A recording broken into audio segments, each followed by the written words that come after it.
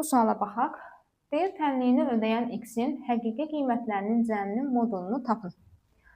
Burada modulda x üstəgəl 2-yə bir t əvəzləməsi edək. Onda alınacaq t-nin kvadratı çıx t çıx 30 bərabərdir 0-a. Veya teoreminə əsasən yaza bilərik ki, köklərin cəmi bərabərdir ikinci həddin əksinə, yəni mənfi 1-dirsə, müsbət 1-ə. Hasili isə bərabərdir sərbəst həddin özünə, yəni mənfi 30-a. Cəmi 1, hasili mənfi 30 edən ədədlərimiz olacaq mənfi 5 və 6.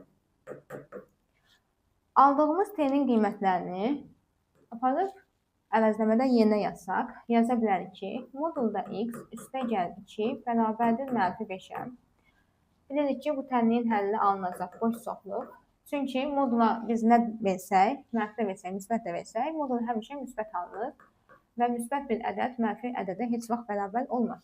Ona görə tənliyin həlli burada olur boş çoxluq. Digərində yerinə yazsaq, modulda x plus 2 bərabərdir 6-ya. Bilirik ki, bu tənliyin həlli x plus 2 bərabərdir bir dəfə 6-ya, bir dəfə də x plus 2 bərabərdir mənfi 6-ya.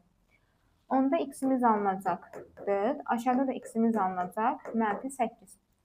Bizim həqiqi köklərimiz oldu 4 və mənfi 8. Və məndən bu qiymətlərin cəminin modulunu tapmağımı istəyir. Yəni 4 üstəgəl mənfi 8.